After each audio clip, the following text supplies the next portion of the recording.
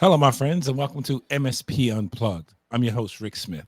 This is the place to learn how to run your IT service business, whether you're a one-person shop or leading a team for the journey. This, my friends, is the place for you. Now, before we get started, we do want to welcome our sponsors of this episode. First is Huntress. Huntress allows you to deploy managed detection and response for endpoints and identities in minutes. Powered by custom-built technology for SMBs and the expert analysis in their 24/7 security operations center.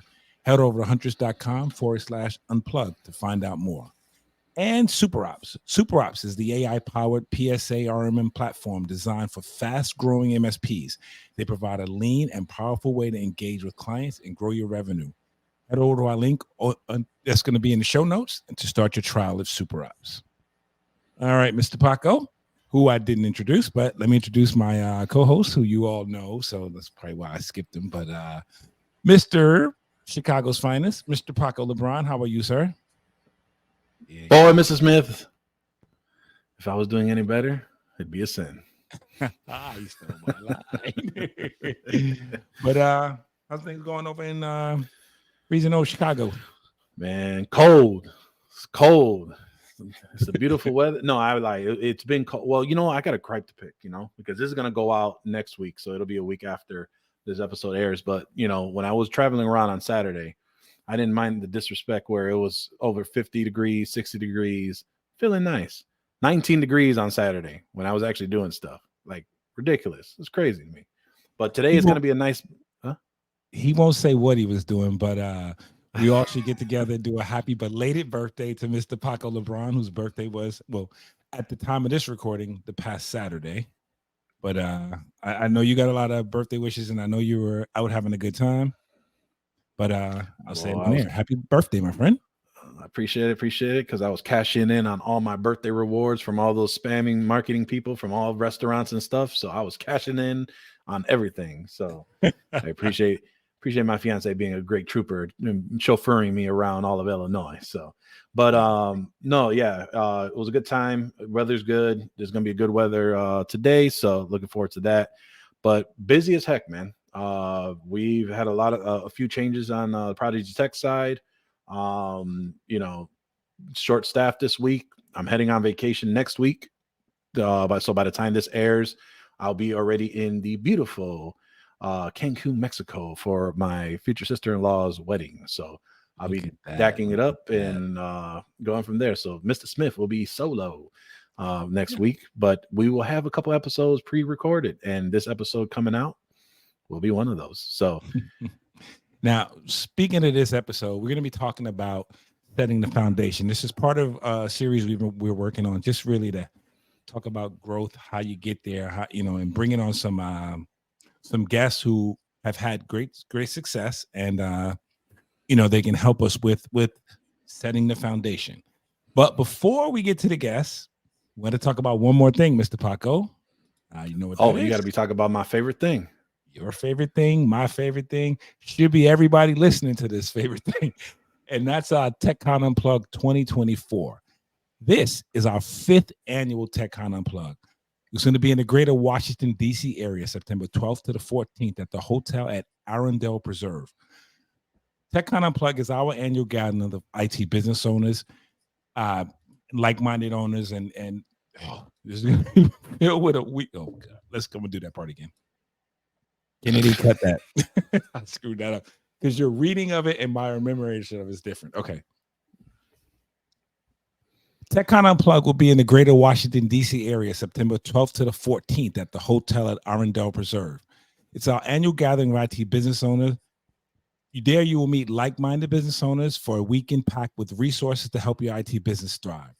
Your ticket includes access to over 25 educational sessions, 2 networking events, and after-hours entertainment, all expo hall meals, refreshments, and happy hour, automatic interest into the generous show raffles and giveaways. There, you're going to walk away with concrete action items to take back to your business and move it to the next level. Now, our discount tickets are on sale through May 31st. We have just ended the early bird session, so we do encourage you to head over to techconunplugged.com to get your tickets. We do look forward to seeing you there. That was a mouthful there, Mr. Paco. Sure. Now, I want to bring in our guest, who kind of ties into both, kind of ties in everything, but ties into both things we're doing. He is the one and only Uncle Marv, Mr. Marvin B. How are you, Holla, sir? holla. Now, as you know, if you're on the internet, if you're anywhere, you know who Marvin is, right? Everybody knows Uncle Marv. But Marvin has been and will be again the host of TechCon Unplugged, the MC. And he's done a great job. And I think if we tried to put anybody else on the stage to run the things, we get run out of town. So welcome back again, Mr. Uncle Marv, for this. Well, thanks for having me. And listen, everybody's replaceable, right? Somebody's going to come along that'll do better than me. And when that time comes, I'll tip the hat and step aside. Well, hopefully you'll train them when that happens. But no, I think we'll be good for a while with you there, sir. Now, also what we're talking about today, and this is where Marv, as you all know, runs a successful MSP in Florida. Boutique MSP. Saying nothing about that, but anyway, we gotta get the term trending. Was that? He's very proud to say he runs a boutique MSP. Excuse me, that's right. He runs a boutique MSP out of Florida. Excuse me, people. But an MSP nonetheless. So don't y'all think that that's anything different. An MSP is an MSP. There's a reason why we call it boutique in this one. Now, one of the things that we wanted Marv on today to talk about with us really is, his situation, while not unique, is rare, right? He runs a very successful IT business, and we use the word boutique, or what's the other word, Paco, we use all the time? Nimble MSP. Oh, nimble, yes. And he's been very successful with it, and we get a lot of, I talked to a lot of MSPs. It was like, how do you do this? How do you do that? How do you get to that level? I can't see doing it by myself or doing it with one other person. And Marv, if you watch his show, you also know that, he talks about, he brings on great guests and they talk about some of these same strategies, but we wanted to bring him here to talk about these same things. So before I go any further, Marv, for the two people out there who probably listen who don't know who you are, can you give us a little background on you? So yes, I am in Fort Lauderdale, Florida, and I have been here running my business. Well, I've been here for quite a long time, but the business started in '97. And it started as a homage to my previous boss at the computer store, who would not provide on-site service to our customers and allowed us to do this, but only if we purchased any product that we needed from him at a non-discounted rate. I said, that sucks. So, I gotta pay MSRP. It was more than standard retail price is what it was. Wow. So it was funny. So I basically realized that we had an opportunity to support some customers, many of them business customers, who did not want to have to, unplug their computers and lug them down to a computer store. So I said, you know what? I think I can manage a business out of this. So the first part of my business was going on site to businesses to fix their computers so that they wouldn't have to unplug it. And that led to where I am now. So I am proud now to say that, yes, I'm an MSP. Didn't accept that name for a while. Tried to say I'm hybrid or, running a retainer shop or whatever. But yeah, I'm doing all the managed services except 24/7 that everybody else is doing. So I have a question for you, Marv. And you and I come from the same what's the word? Media outlets when we kind of started out in the communities when we were both part of Podnuts and coming over to our own. And it seemed at the time for our community, moving in from those that were break fix or computer repair shops, where there was a lot of people listening into us. When we decided to start embracing the word MSP, it was a very dirty word for those listening into us. I know that I had battled with that for quite some time because it was a term that wasn't really accepted, because the term at least for what I understood from our listeners at the time, was it felt like MSPs were being compared to the Mega Million MSPs, that they were like these big organizations doing anything and everything, losing touch with the customer, not having a lot of things with intention. And so for a long time, if anyone ever listened to the way I introduced those who would listen to us in the early days when we had MSP Unplugged, main reason for the title MSP Unplugged, because we weren't the typical MSP show, but it was the fact of, I would say, the IT service business. And I felt like that was a big general term to encompass all without losing track of MSP, but also for those that were trying to come along for the ride.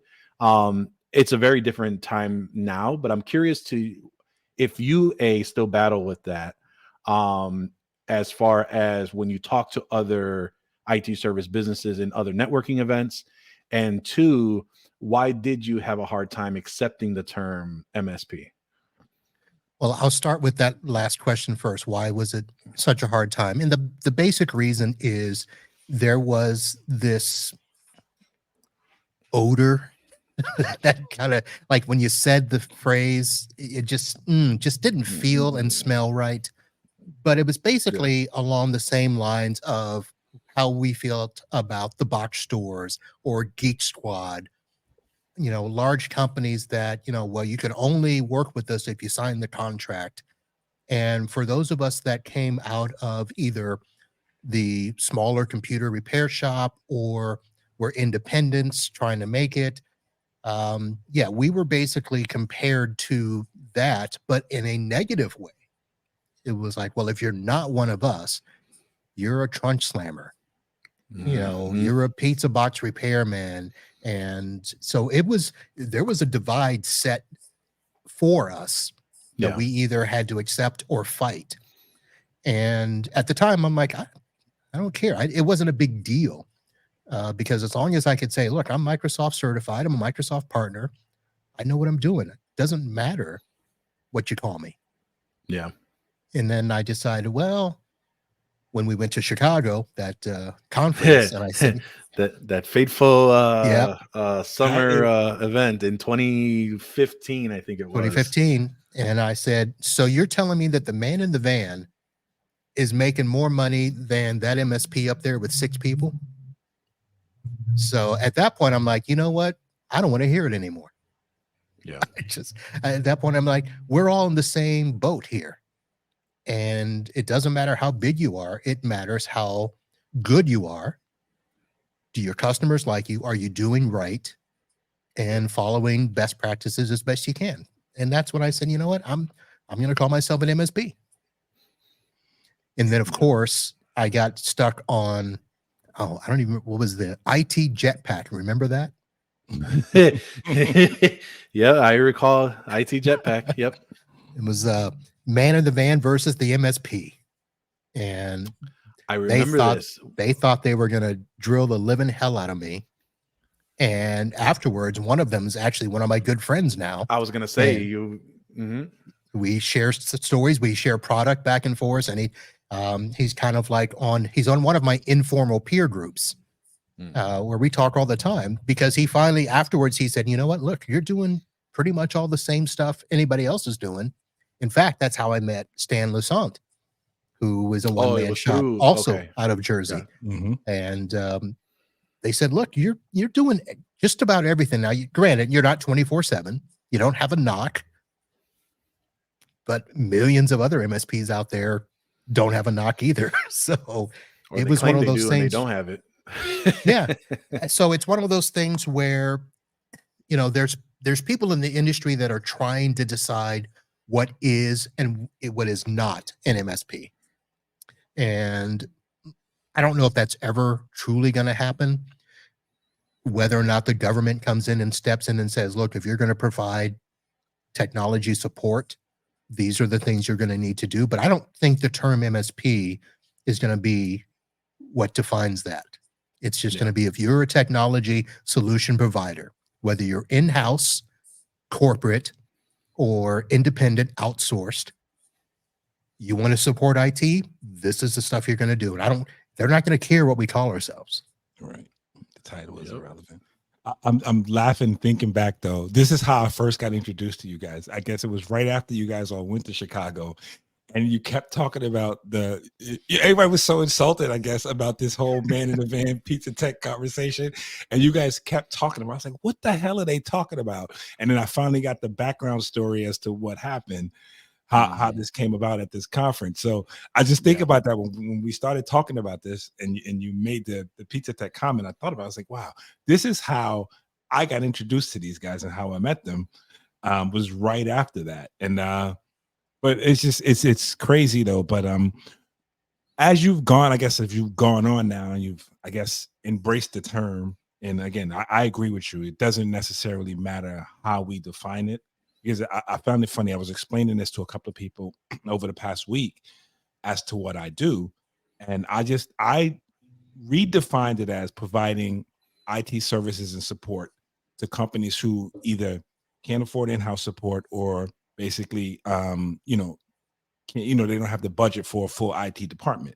So that's kind of the way I do it, because when I say I'm an MSP or a managed service provider, it's like you can look on their face and be like, some people say, oh, and they have no idea what the hell that means. And, you can see the question mark on their face, but they don't want to ask.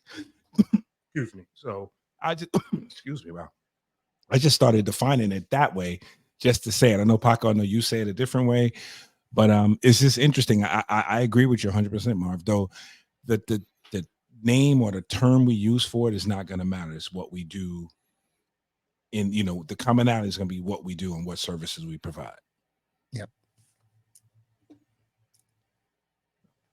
Paco, you gonna jump in here? I thought you were about to say something. That's why I got quiet. I'm sorry. No, I was good. I'm listening to your lead, my friend. Oh, okay. So Marv, let's do this then. We're really talking here about setting the foundation, and we've talked a little bit about I guess really the insignificant part about what we're called. But for someone, we have a lot of MSPs that we talk to or that listen to the show, and they're looking for, not necessarily what I'm called, but what do I do?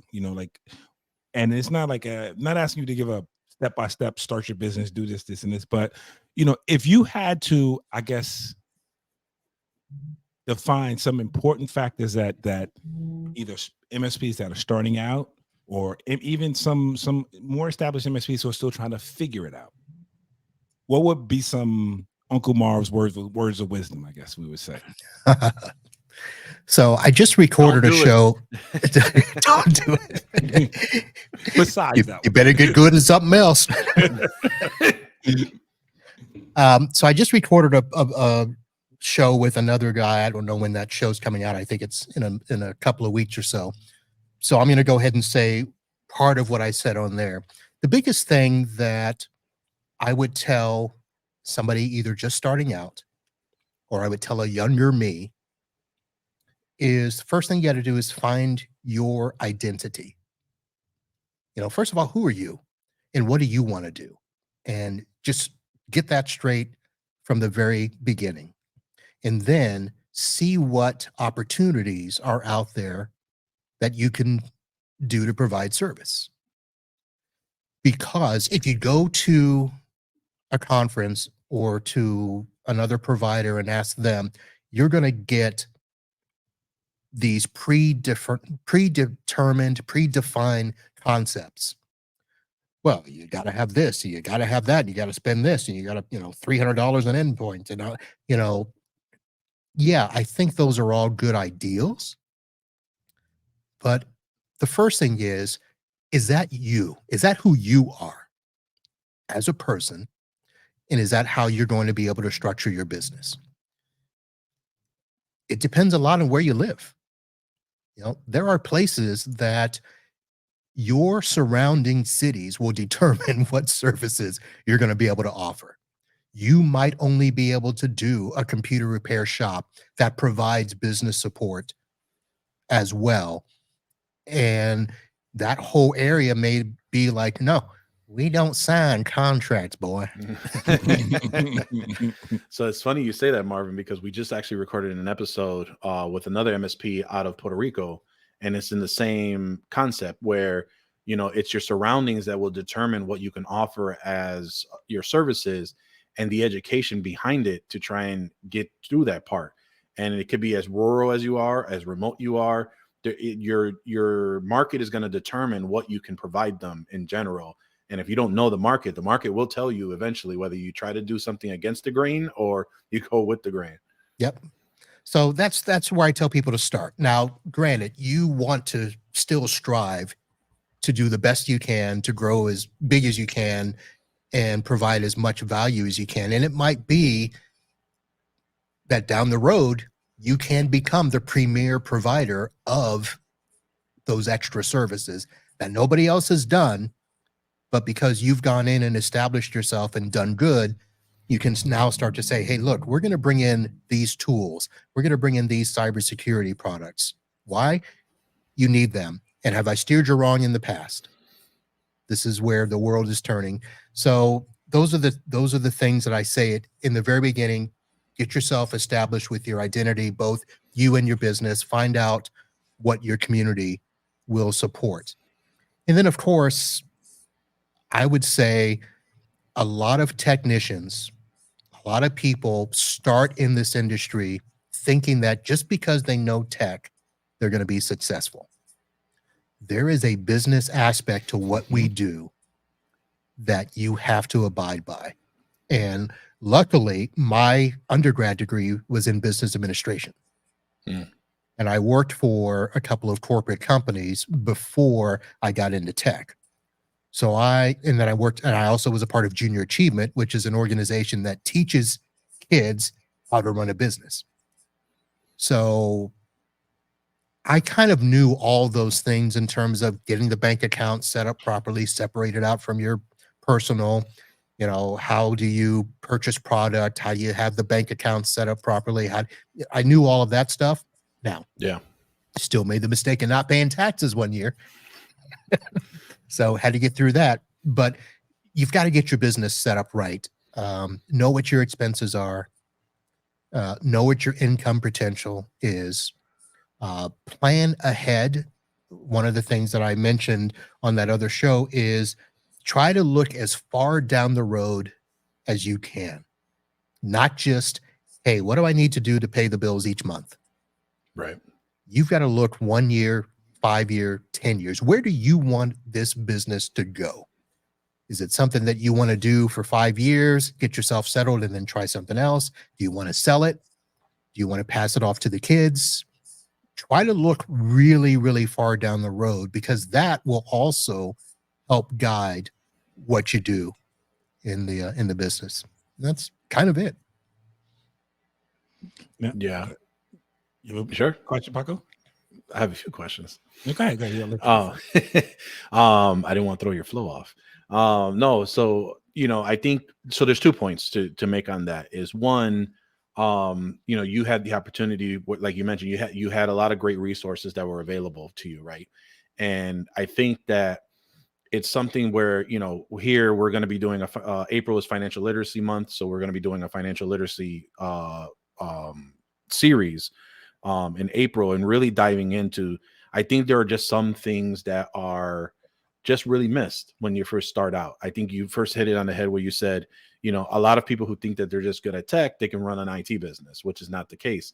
I think what really woke me up to that, and as silly as this is going to, or as crazy as this is going to sound, bananas, I read the tagline for Tech Nibble when I was looking at forms and trying to get an intake form. And it said, going from computer technician to computer business owner. And when I read that, I swear it was when they say that you have the light bulb moment, that was the time where I was like, damn, I'm in the wrong mindset. Like, I've been looking at this as like, there's another level to this thing to look as an overview. That's what they mean by work on the business, not in the business, and so forth and so on. So there's that shift, right? And everyone always says mindset is the big thing. But I think the other piece is that sometimes people just don't know how to do things when they first start out in running a business and things of that nature. I think one of the early podcasts that when it was the trio, when it was you, John, and Jeff, so John Dubinsky and Jeff Hallish, you all referred to not only the E-Myth Revisited, but By it Michael was Gerber. Yep. by Michael Gerber, and then The Profit First by Mike McAllowitz. And the fact of the concept is you need to pay yourself before everybody else. And that was a foreign concept at the time, because I think from as me, being of Latino descent, we're culturally designed to make sure we take care of everybody first, and then we will take care of ourselves. So to hear that in a different mindset of, hey, you got to take care of yourself first and then go, was such a foreign concept to me culturally, and it was hard to do, but a necessary step to make. And I think that's for all business owners, because what you come to the point of trying to realize is, it's like the airplane instructions. You got to put your mask on first before you can help others, because if you're out, you can't help anybody, especially if you're with children, right? And so that was one of the important pieces to really highlight on that, where really coming through this fruition, or trying to determine where you come from, or even if you're rebranding or reinventing yourself, whether it's a business wise or personality or just a perspective all around, these are some things to kind of take into consideration, where, you may not be the business, which you shouldn't. An entity should never be you, because when the entity goes away, you should have your own identity. But how do you make sure that you're being taken care of first, and then everyone else can benefit from that, because you're in a position to provide them a better outcome, perspective, experience, because you're not stressing about background things such as finances, operations, people, personalities, things of that nature. Rick? No, I think that's a good point. And I'm just going to do two things. I'm going to turn the second into a question. The first is, again, that we've, Paco, you and I have talked about this on the show, and I've admitted it, out loud to myself and the world.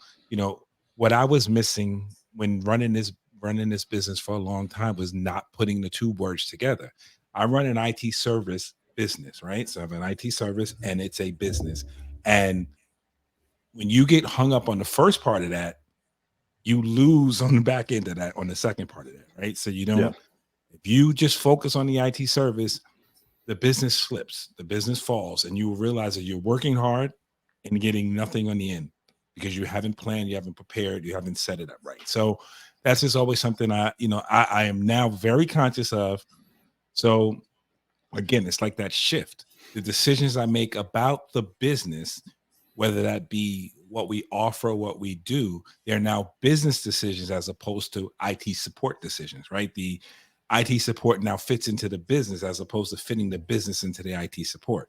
So, I just, think that's important. And I think a lot of us get hung up on that. It's like you say, because it works the other way too. You can be very good at business and suck as IT support.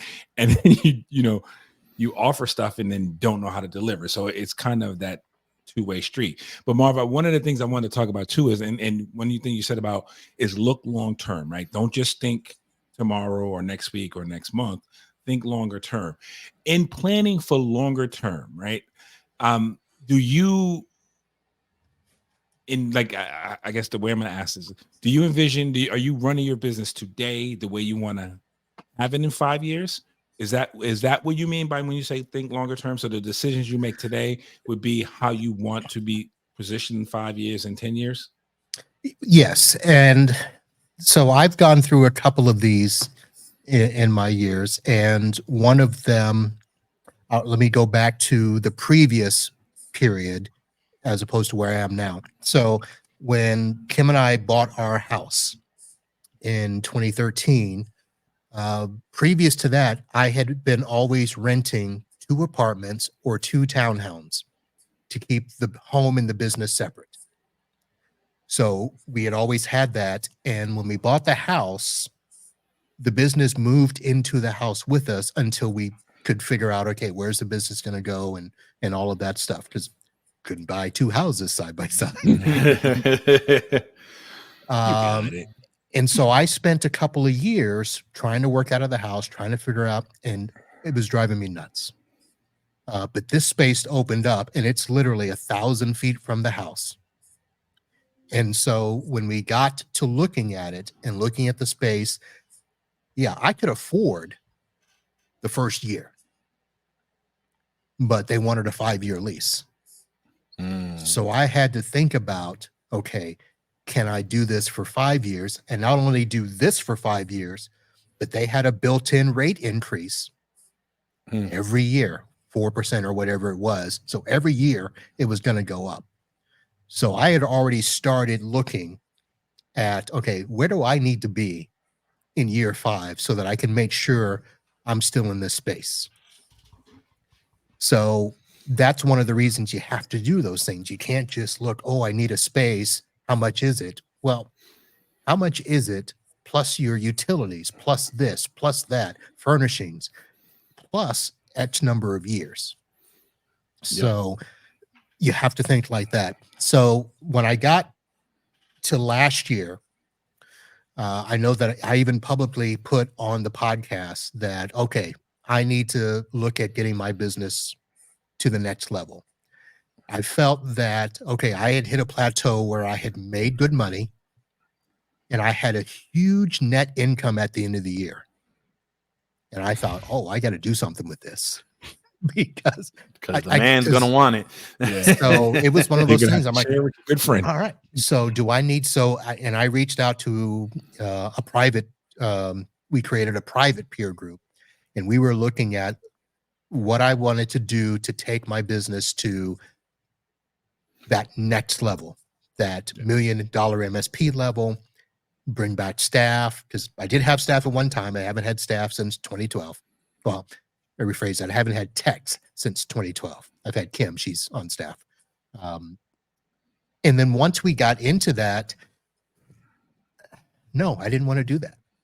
God It bless just you. Don't didn't, do it didn't fit. Well, it just didn't fit what I had grown the business to be.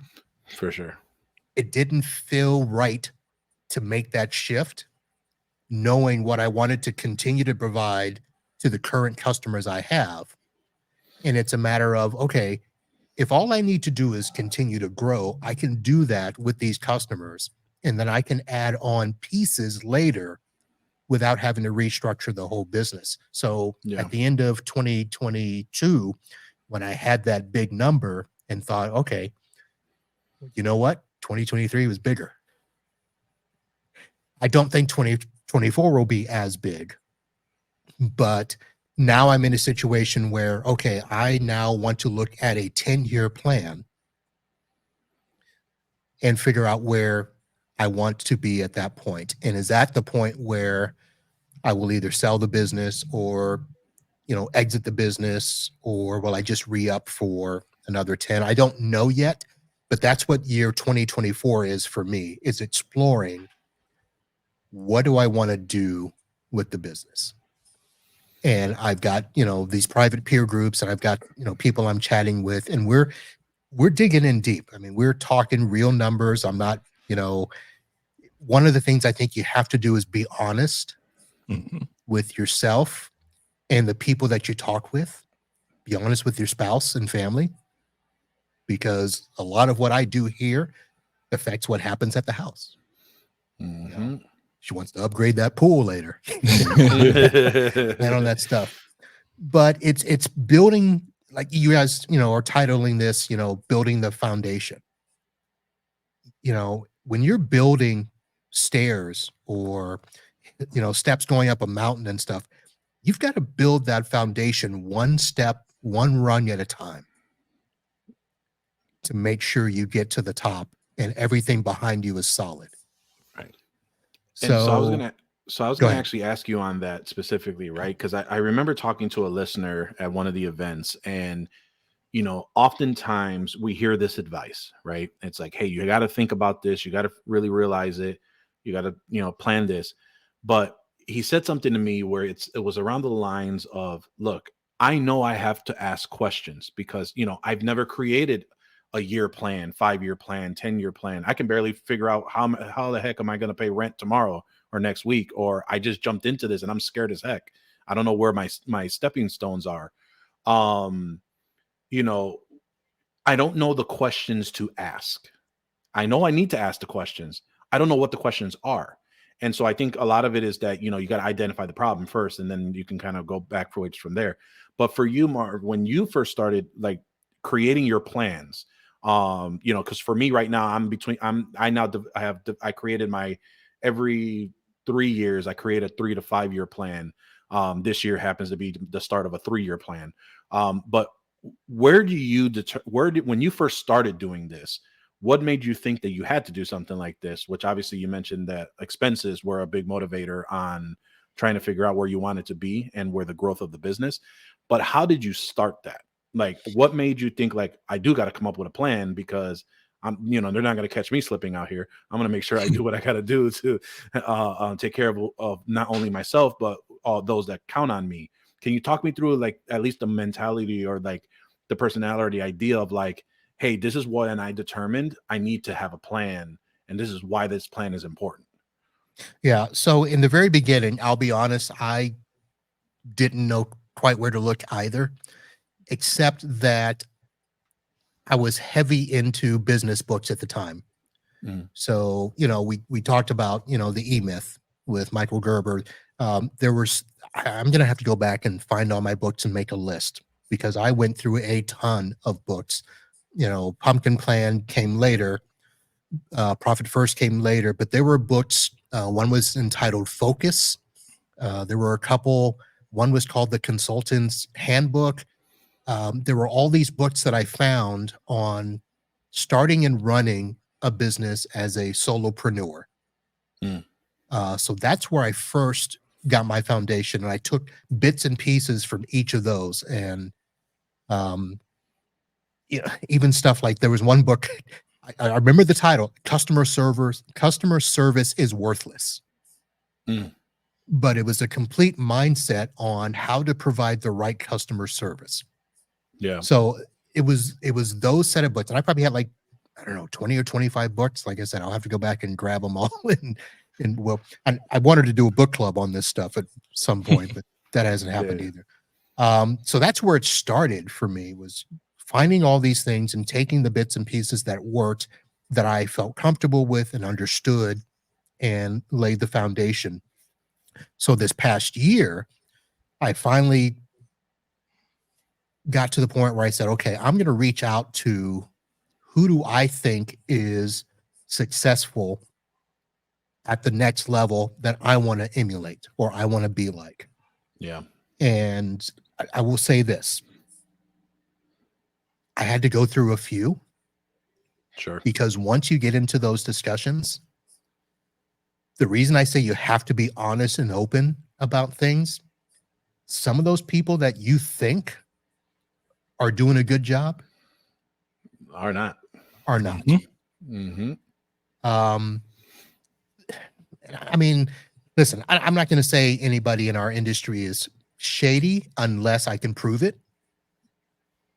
2019.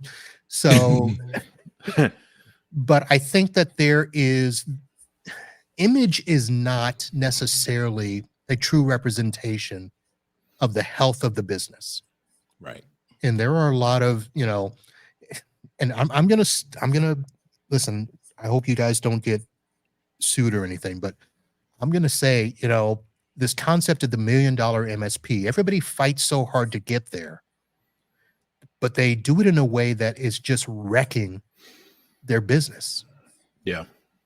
Now, there are great ones out there, and those are the ones that we need to be, getting out in front and talking to. But I'll be honest, a lot of the ones that are the biggest talkers, in my sense, are the biggest losers. Yeah. Because if you drill down to the numbers, it's just not sustainable. Right. And then of course you hear them complaining, I can't hire employees, I can't pay my employees, I can't add this service, and it's like, here's what I will say. If you're running this style business, managed services, and your business cannot sustain a $5 increase per endpoint, you haven't built the business right. That's right. That's how I will say that. And now, granted, $5 an endpoint is a lot if you've got 1,500 endpoints. But your pricing model has to be able to incorporate that somehow. You can't lock yourself in that you are so tight that if Enable, Kaseya, ConnectWise, or whatever jacks you up 4%, you know, it kills a customer for you. You can't have your business run like that. And I'm sorry, I'm getting off track. No. I mean, I you think you hit a great point, right? It's like, I'll tell you exactly the scenario that this happened in when Microsoft did their NCE update, and everyone lost their mind. Effing mind. Yeah, that they have a 20% increase on month to month, and so they were like, "Why we're going to do for annual or whatever the case may be." My whole point is, you have an opportunity to save money if you want to do annual, but for me, I've been trained very early on, and some of the successes that I've had is being able to do everything month to month. And so I will pay more to have the flexibility so that I understand, I'm not going to be put into a position later down the line where it's going to cost me more just to try and save a couple nickels here. But the big issue about it all is that everyone lost their mind saying, I can't present this to the customer. Well, why not? Microsoft presented it to you. If they're going to go to Microsoft directly, they're going to have to do the same thing. right. They only have two options. Like, I don't understand why we're all up in arms for 20%. And I think they're going to raise it again this year or next year, I heard as well. But like, if you don't have the structure, like you said, you haven't done it right. Like, that's just plain out. But then, if you feel like we're talking about you and you're feeling some type of way, your next question should be, well, how do I adjust for that? And there are plenty of resources and ability and help to do all that. So that I would implore you to find out who can help you. And if you don't know, you can reach out to us. I'm sure all of us can share how we try to figure it out. And not by no means do we have all the answers, but we can at least get you into the right place. So that's what I'll say those for. Yeah, and I would add on to that. The learning of it is, the Marv, you were talking about the books you read when you started, right? All of the business books you went through to learn how to run the business. Now, and 20 years later, most of those resources, or a lot of those resources, you have to dig through them because there are some that are crap, that people who, like you said, again, a lot of people who say who they are, but are not necessarily, where they are. Right. But if you dig through the crap, you can find a lot of those answers now from from people who are well established, people who are doing it the right way and giving some great lessons. Now, and I say that because a lot of my learnings have come from peers, right? A lot from you guys, from, and just listening when I go to shows and I talk to people. And again, you have to learn that you can't take everything at face value, but I would say the opportunity, shows like this, shows like yours, Marv, that we're up here openly talking about how we're doing things and how we're figuring it out.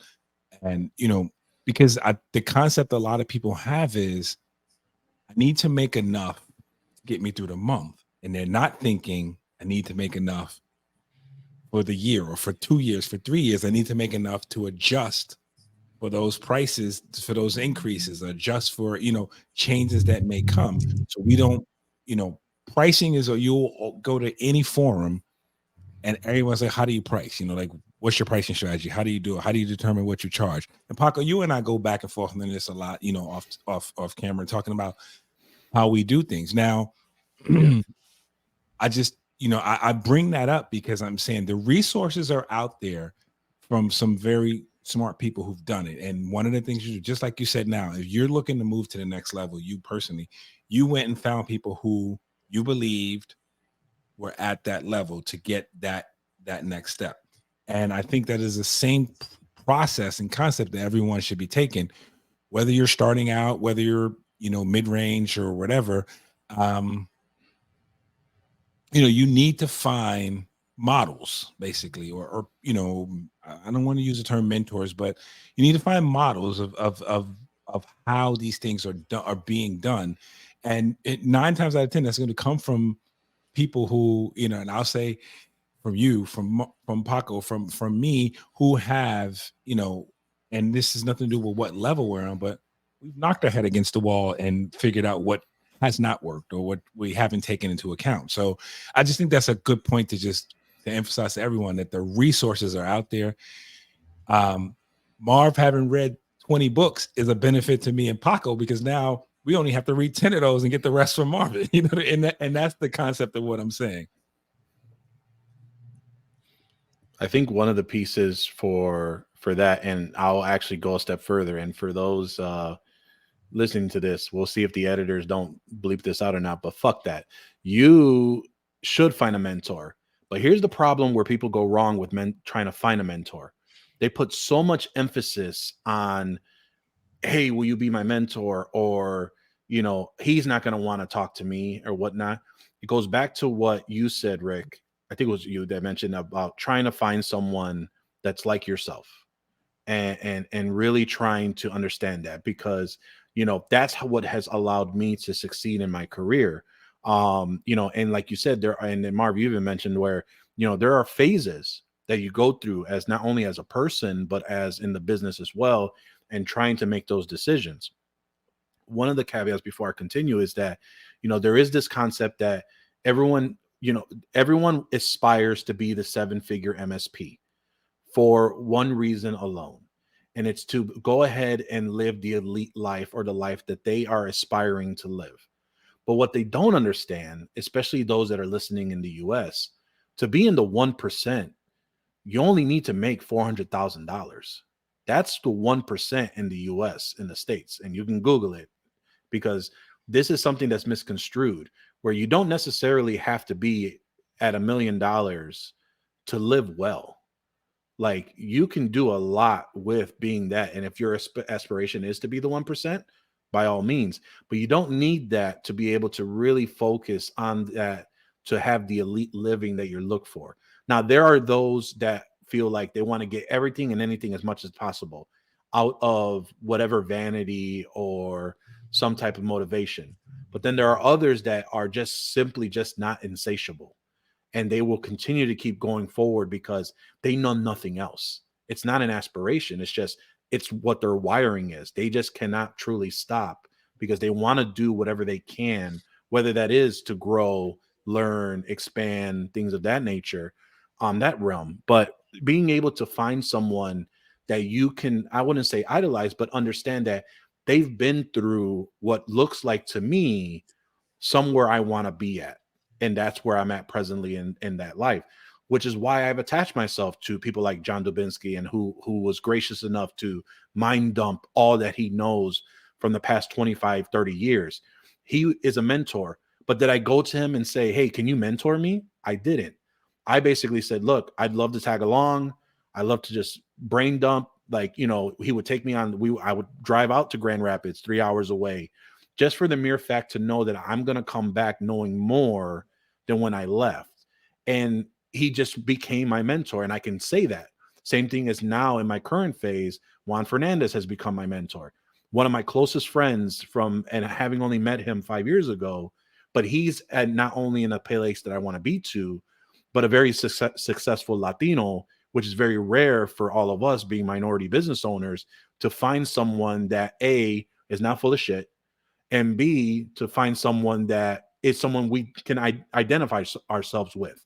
So with that, I say, yes, you should find a mentor. You should find someone to get aspiration, but don't like harness so much and be so stressed and try to figure out like, well, I don't know how to, you know, and I get it could be nerve wracking.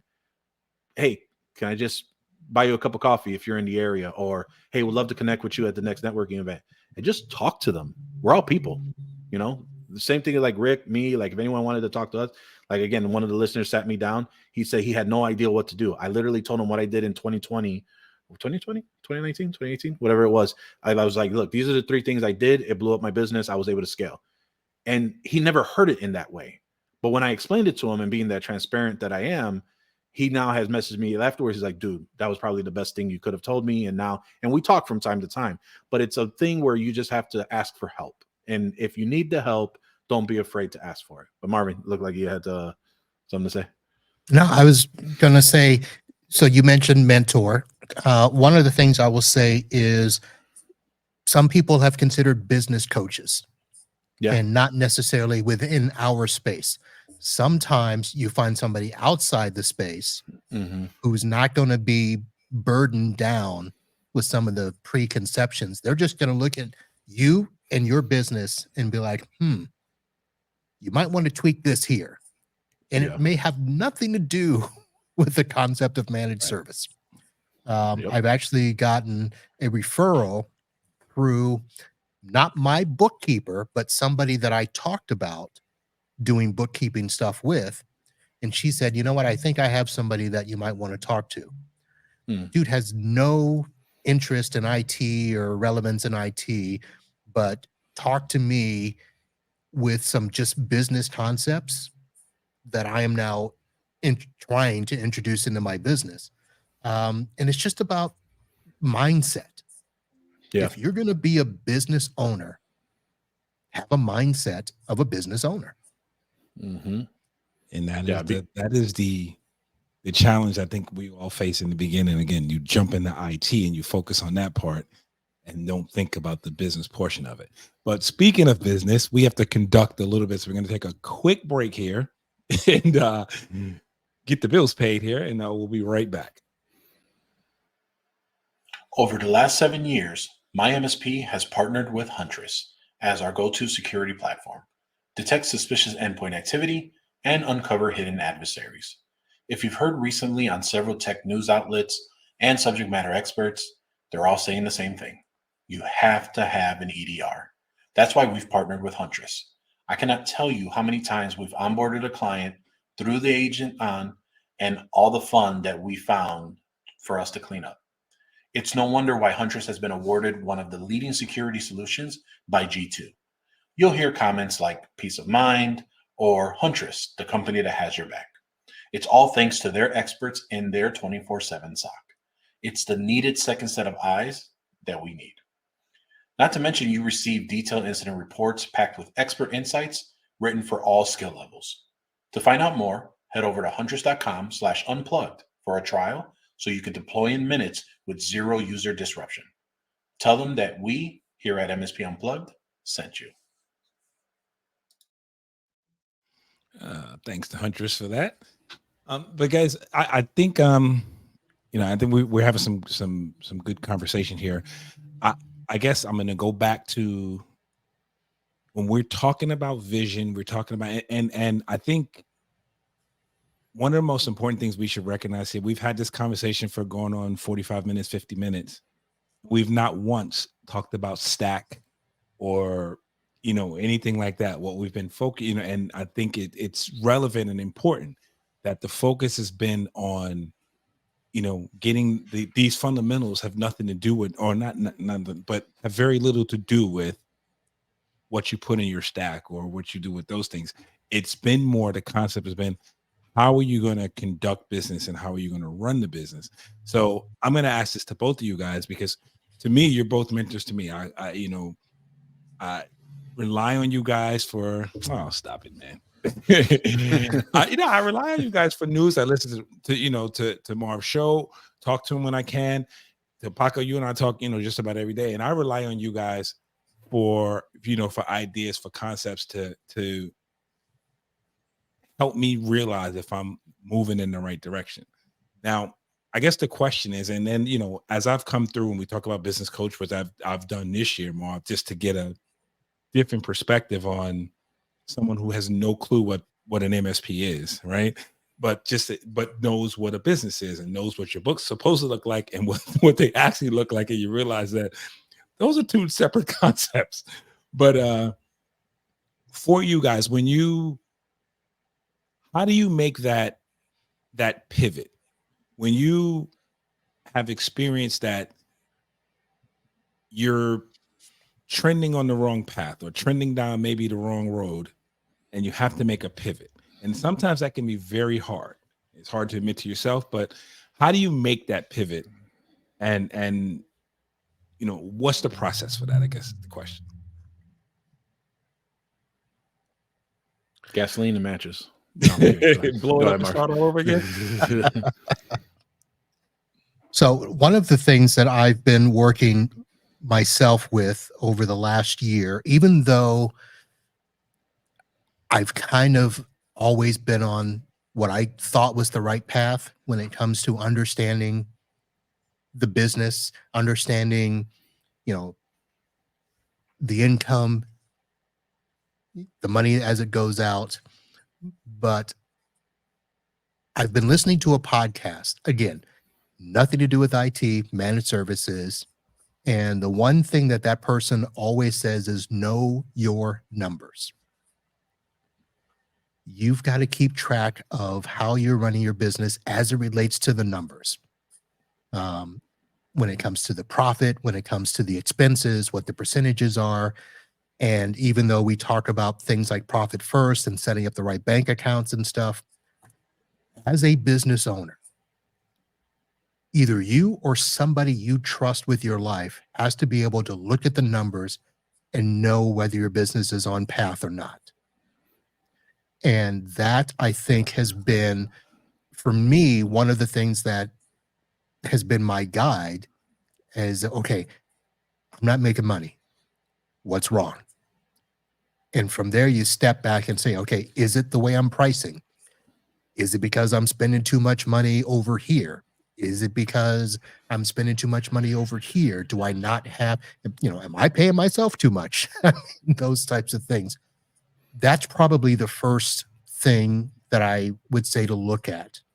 Know your numbers, understand the numbers, let them be your guide. And if something's off, that's where you start to do the adjustment. If the pricing is off, how do you get it back on point? If you're spending too much money in this area, well, do you have to pull back in that area and do stuff a different way? Or do you need to go back and look at how to get the pricing up to cover those expenses? Are you covering everything that you need? Not just the expenses for the rent and the lights and the water and the payroll, but what about retirement? What about, a rainy day fund? All those things have to play in that. So that's where I would say is the first thing to look at. The second part of your question is, how do you get to the point where you make the pivot? Sometimes it's just a matter of, you got to have the courage. You just got to have the courage and the mindset of, you know what, I'm going to do whatever it is I got to do to make this work. And if that means I got to turn around and pivot, say I'm sorry to somebody, say I made a mistake. You know what? I took a left. I should have taken a right last year. Admit that, hey, this isn't working. Cut your losses. Get back on path. Yeah, sometimes I think, when you have ideas, you have the goals that you're trying to do, and then sometimes you think it's a great path and it seems nice and rosy, and then you run out of gas and the plane starts to fall. You decide whether you're going to fall with the plane or you got to jump out, right? And so you get to a point where how important is it to you on those goals? So in the scenario of the plane crashing, do you want to live, or do you want to see this through and say, you know what, hey, it's been a nice run, I'm going to see it through to the end, to the plane And so I think it's one of those where, say what? Going down with the ship, huh? Going down with the ship. They playing when the ship goes down. If anybody knows where that's from, you get a Amazon gift card from me, and it's a skit from a comedy special.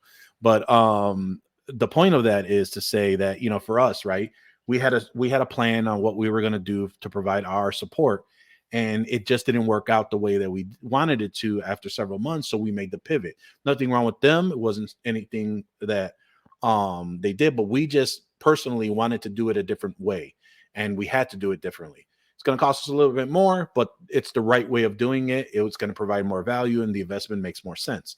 And so being able to pivot is important, but the phrase of you need to fail fast, and you need to do it to the point where, as long as you fail fast first, you can then pivot and change up faster than you were. Because if you just wait along and you decide that you're going to do something down the line because you started it, it's going to probably be more detrimental to you than it has been if you just went ahead and cut your losses and move somewhere else. Sometimes I think it's a little bit of ego and a little bit of pride, that sometimes you just stick with it because this is what I said and this is what's going to go. Oftentimes it takes a keen eye to really understand, what's the next step and what are we trying to do. So prepare, look at it, don't jump into it, both feet forward. Because sometimes, you do have to make that pivot, as you mentioned. Yeah. Okay. Good. So, Paco, as you said that, I had one more thought that came into my head is the ability to say no. Yeah.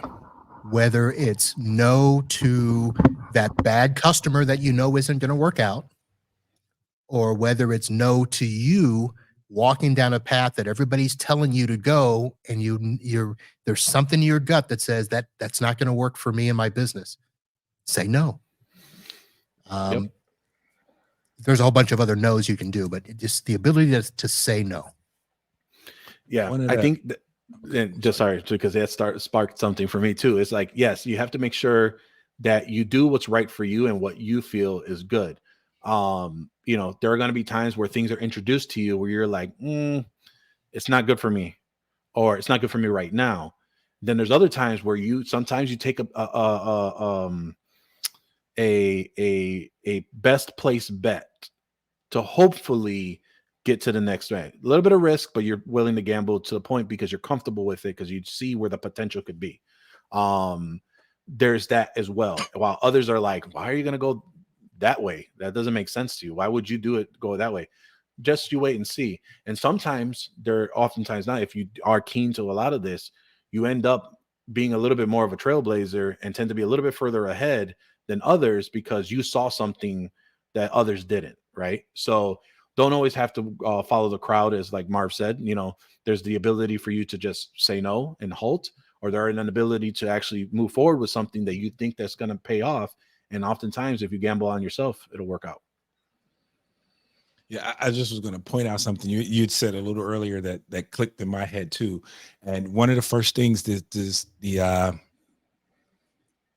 business coach I've been talking to now brought to my attention was when we were talking about things, and I'm saying, I don't know if I want to change this. And he said, look, commitment and dedication can breed success, or stubbornness can take you to a quick grave. And basically, when you are so, you try a concept, you try something and it doesn't work, but you don't recognize it doesn't work, it doesn't mean it doesn't. You say to yourself, it doesn't work, I just got to work harder. I got to work hard. I got to do it hard. I got to do it more. I got to do it more. You have to be able to recognize what's not working, because that's just important as recognizing what does work. Right now, you can be committed. If you're committed and you're dedicated to the success of the business, you will put the stubbornness aside and make the right decisions that will help to grow the business. And I've been guilty of that. Like learning some things or doing some things, and I said, no, the only reason it doesn't work is because I'm not doing it hard enough and not pushing hard enough, because it works for Paco, or it works for Marv, or it works for Joe, or it works, and the thing is, again, it goes back to probably one of the first things you said, Marv, is know, what your plan is and who you are, because your business and what you're running is a reflection of you, and what necessarily works for you your way may work for me a different way, and I have to be able to identify that, adapt, the pivot, and make it the right, and that just came to my head when I can't remember which one of you said something, and it pinged to me. That was one of the first things he said to me when the first concept he suggested I change. I was like, no way, you know what I mean? But gentlemen, we are past the hour here. It's been I think a very good discussion. Feels like a Matt Rainey and Uncle Marv show. Hey, when you get to 2 hours, let me know. Yeah, I think we'll get kicked out by it. But as we do begin to wrap up, guys, I think it's been a good show. I think that what we've talked about here has been, no pun intended, a foundation to what's to come in this series we're trying to build here on helping us get the business right. But before we do close out, Marv, I'll let you start, or Paco, either one of you can start, and just say if there's anything, again, you think we missed, or anything you think is important that we leave the audience with. Run now, save yourself. No, I think what we've talked about, again, really the show and the episode is obviously to highlight Marv and how he has done business, how he's shifted, how he is really describing on how setting up those foundations pieces for those that are listening in, and just trying to figure out, all right, I want to scale, I want to get to a position that I feel most comfortable with, but how do I go ahead and do so? And we've shared a lot of resources and the ability of just some of our perspectives of how we do it. In the end of the day, as I mentioned, this really is up to you on how you want to run your business. As long as you provide the quality care and services that your clients need and you're happy with that, who gives a crap of what anybody else says about what your size MSP is, what type of business that you do? I mean, it's all relevant to you. As long as it's doing what you require, is making you happy, you're making a good living, that's really all that matters. If you're looking to scale, you're looking to do more, there's a space for you as well. You don't have to listen to a lot of these figureheads that speak opinions as facts. As you all know, that's something that just drives me nuts, where its opinions are simply just opinions and you can accept what's one way or the other. Now, granted, there are some ways that things get done a little bit faster, some different perspectives of how to get somewhere in a different way. But if it's not to you, it doesn't mean that you're doing anything wrong. It's just a matter of you just haven't found your flow and style as of yet. So that's how I'll leave that to there, and I'll pass it over to our guest.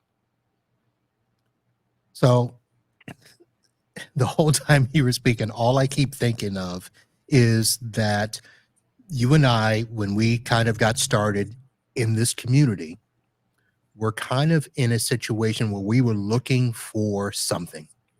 Mm-hmm. And we were attending conferences and listening to webinars, and it was just simply talking heads. Yeah. This is what you got to do. Step 1, 2, 3, and you'll be a success. And there wasn't room for discussion. There wasn't room for clarification. That's something that's happened, at least as far as I know, going back to 2015, when we decided to all band together and say, hey, we can do this.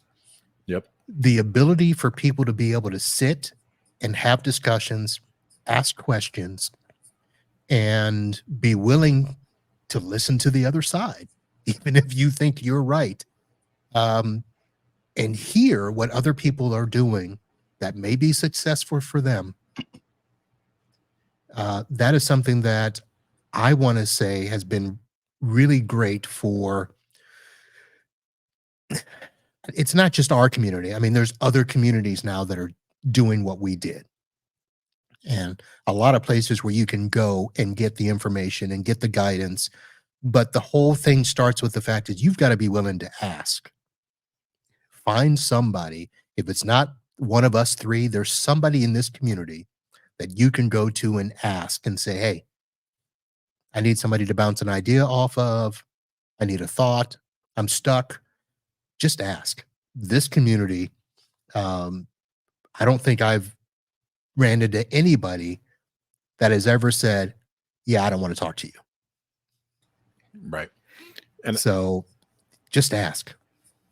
Yeah, I think the biggest piece to that too is, understand that, for those listening for the first time, we thank you. For those that have been longtime listeners of both of our shows, thank you again. But I think one thing to really realize is that, Rick, myself, and Marv here are not just talking on our perspectives and hoping those find us to listen. We are actively looking to find those in communities that feel that are not for them. And for those that are, there's a concept running around where sometimes people are just falling in line because that's the information they heard and they think that that's what it is.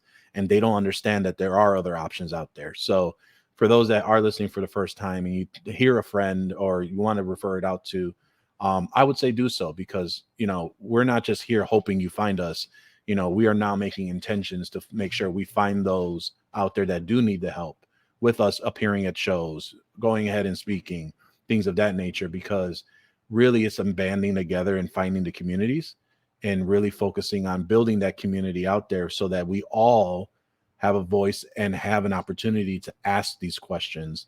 And so you're not talked at to, you can actually conversate and participate with us so you can know what to do. So that was my only piece on that. Yeah, I just wanted to piggyback on what both of you said before we wrap up here. I speak to an MSP once a week. I am, quote unquote, her mentor, but just helping her as she grows her business, right? And one of the things I encourage her is, speak to other people that you've met. People you've met at TechCon or wherever you've met them at, speak to them. You'll be amazed how much information they're willing to give you, right? So she did that. She reached out to some people and she was like, wow, I can't believe I talked to such and such. I talked to such and such. And he spent an hour on the phone with me. She spent, 45 minutes on the phone with me, telling me, answering my questions. And my response to that was, this is exactly how we all learn, right? And we all have gotten this, like, particularly in this community. And I'm going to speak from personal experience. The bulk of the knowledge I've got has come from just speaking to people who've freely given me the information. And part of what we're doing, and part of me, I'll be speaking personally, part of me sitting here in this chair talking to you all is because I want to give it back, because I'm grateful of the things I've learned and the things I'm learning, because I am still reaching out to people to get information to help grow, to, as Mark put it, move me to a new phase in business. So I say that to everyone, is this, I continuously encourage it. If it's not the three of us, there's somebody you've met somewhere that you made a friendship with or exchanged your phone number or an email with, that I guarantee you would be more than willing to have a conversation with you and share information with you, and pass on something that they've learned. So with that, I think we'll wrap up here and call it a day. Uncle Marv, thank you so much for joining us. And for those of you who don't know, I don't think as many of you don't, but the Uncle Marv IT Business Podcast is where you can find that, gentleman. Marv, you want to give any other contact information, or is that good? Everything is over at itbusinesspodcast.com. You'll have a weekly link to the live show that we do Wednesdays at 8 p.m. and all the past shows. Anything I do, that's the website. All right. Thanks, Marv. For the audience, we invite you to tune in every Tuesday and Thursday. You can watch the video podcast on youtube.com/MSP Unplugged. Do us a favor. It is important. Like, subscribe, hit that notification button to be notified whenever a new episode is available. You can also take us on the go. We're in your favorite podcatcher apps. That's Amazon Music, Spotify, and Apple Podcasts. And as a quick reminder, don't forget, get your tickets for TechCon Unplugged at techconunplugged.com. For Uncle Marv, Paco, and myself, we want to thank you for listening, and we'll see you next time on MSP Unplugged. Holla.